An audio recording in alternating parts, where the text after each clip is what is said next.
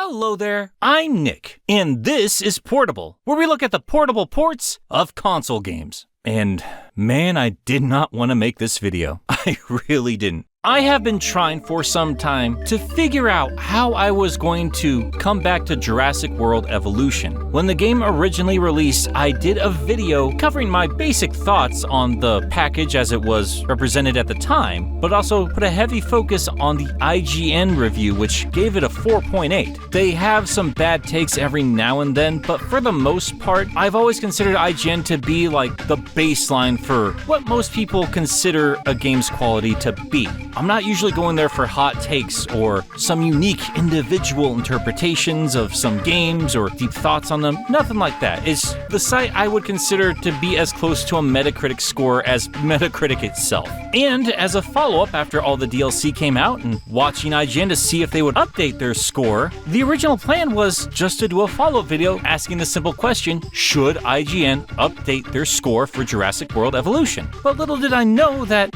they did update their review in April of 2020. I guess. I'll admit I only skimmed through it, but I didn't really see much of a difference, and the score certainly hasn't changed, which is weird because they've gone from their 20-point system to a 10-point system. So I guess all of Dan Stapleton's arguments with Angry Joe ended up being a moot point. So, good job there. I don't know. I've said this time and again, I have plenty of respect for a lot of the people who work for that company, but I am done fixating on their opinions. I've tried to be as polite as possible when it comes to Dan Stapleton, but the dude seems pretty insufferable anytime I see him on Twitter, and I'm not really interested in engaging with him. We are both adults who have different opinions on a video game that is licensed to $1 billion property. Who actually cares what IGN does with their score at the end of the day? 10-point scale, 20-point scale, I don't even visit the website anymore. But I still have to bring this up because, unfortunately, I do have to lean a little more negatively when it comes to the Switch port of Jurassic World Evolution Complete Edition. That's not to say I think this game is a 4.8 out of 10. It is nowhere near that bad. That said, I don't think this game is a 10 out of 10 masterpiece. I do think it's a very worthy spiritual successor to Operation Genesis, but upon my return to this game, while there are improvements and plenty of extra content, I still think I would much prefer if they had just ported Operation Genesis over to the Switch. Operation Genesis does not have anywhere near as much content as Evolution, but it doesn't waste your time with tedious stuff that really isn't a whole lot of fun on a return visit to the islands. In Operation Genesis, you just pick the size of your park and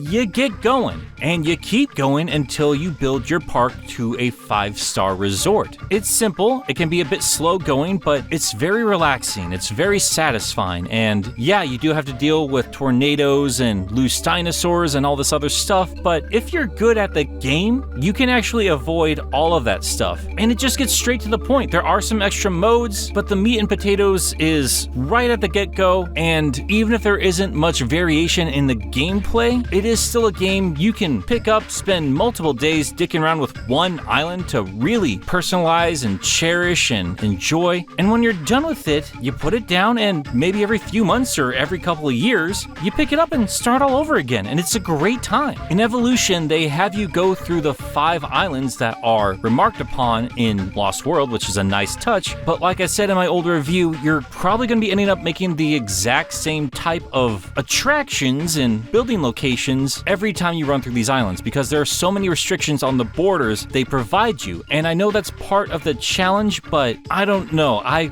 wasn't really enjoying having to do all this all over again when I picked up the Switch version. That's not to say I didn't have some fun every now and then, but by the time I was finally starting to feel like my island was my island, the game would have me pack my bags and jump to the next, and I don't know, there's just no permanence to any of it. Sure, you can go back and visit them whenever you wanted, but I don't know, I'm just complaining about the replayability. I will say, I have noticed that I'm not running into the same AI behavioral issues I did when I first played this game on the PS4. This seems to be a much smoother experience than what we had a couple years ago, and that is very commendable. That's awesome. And I would be lying to you if I said I was not excited to finally jump into the Return to Jurassic Park DLC add-on. It was great to hear the actors come back to reprise reprise their roles. But again, there's a massive focus on missions, and while I have yet to complete it, I'm not having the greatest time. It's perfectly serviceable, but it's just more of the same. Still, I would be fine with all of this. I would be perfectly content with everything I was doing and really sit down and take my time with all of this and do it all over again and build up another set of parks and ultimately have a nice, relaxing, fun time with this whole thing. But there is one glaring issue with this version of the game that I cannot get around. This will not be an issue that everybody else has to deal with. This largely depends on how you play the game and what your own personal tolerance level is. But I have to say, the handheld mode of this game is so blurry. I mean, so damn blurry. Like, I honestly thought someone smudged Vaseline on my screen. I thought my contacts had dropped out of my eyes the moment I turned on my video game. I thought all the raptors became slightly more accurate because they all suddenly had a fluffy set of down feathers. Put the game in handheld mode. I can't see us if you play the game in handheld mode. I'm not a graphics snob. I've certainly played more than my fair share of portable games with downgraded graphics, but this is something else. This is more than just downgraded textures. I really can't think of a time when games were literally blurry, like you're playing this with your glasses off. You're squinting at the screen. It's not to the point that you can't play it, but it's enough for me to say that I was very disappointed with spending $60 on this thing, and after a few hours, I was frustrated and I was done trying to make this work for me. Like I said, I know this will not affect everybody the same way. The beauty of the Switch is that it's a portable machine that doubles as a console when you play it on your TV, and those who play it almost exclusively on a television, you're gonna be just fine. Yes, of course, you're still gonna have a graphical dip compared to the other versions, but it's nothing offensive.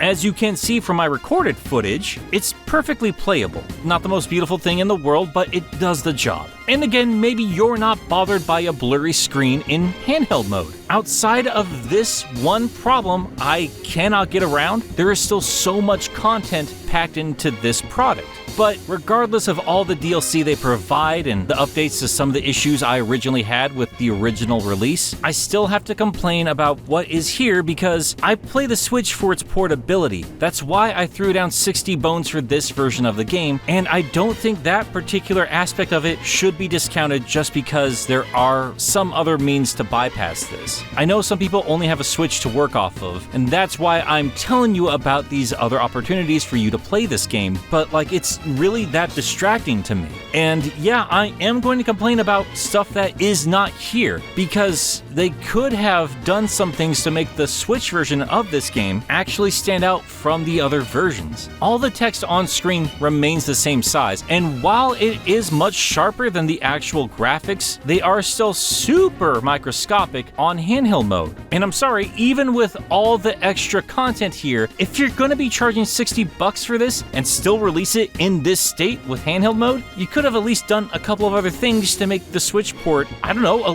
little more accessible. A park builder sounds perfect on the Switch. It sounds perfect as a mobile game. And if they incorporated some touchscreen aspects to that, I think I'd be slightly more forgiving for the blurry problem. There is a great opportunity here and they didn't take it. I'm not a developer. I can't imagine even getting this game to fit on the Switch was an easy thing to do, but come on, man. I still don't think this game is as bad as Dan Stapleton says it is. I still don't think, even with the blurry problem, it's a 4.8 out of 10, but I also don't think it's a good enough game to tolerate the strain on the eyeballs, especially at this asking price. I honestly would recommend saving your money, especially if you have other means to play this. Of course, like most other games, the PC version is the superior way to play it. They keep bragging about how quality these dinosaur models are compared to other video games, so obviously the PC is the best way to view them, and of course, you have mods that can further extend gameplay.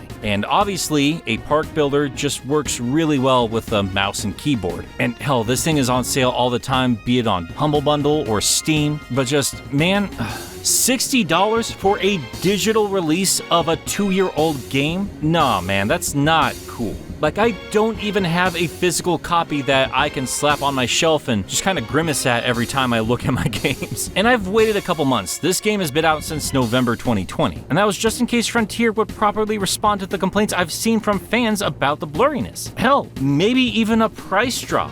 But no, they felt that this was okay to release at full price. And I wasn't happy throwing $60 down, but I wanted to support the developer. I did love the original version of this game, and I wanted this on the go. But now the only tolerable way for me to play this is on my TV, and quite frankly, I have other ways to play this game, and it looks and plays way better there. I've been waiting all this time to finally jump into Return to Jurassic Park, all this extra stuff, and all of this on the go so I could give you guys a proper review on Portable, and because I'm also a huge Jurassic Park fan. And I just don't have the heart to do it. I spent the Switch tax because I play the system on the go, and this really let me down. I'm sure working on a system that's basically running on a 3-year-old Android chip is not an easy task, but that doesn't get me back my $60. I did go onto the subreddit to see if anyone else was bothered by this mess, and sure enough, there was. And I was happy to see that there were people from Frontier responding to this, but it was just standard canned responses, just telling people to take their complaints to the Frontier site. Maybe I'm being dramatic, maybe with some more time removed from this and more time adjusting to the blurriness of the handheld mode, I won't care as much, but I'm really sorry for letting anybody down who was really intrigued to hear what I had to say about Return to Jurassic Park.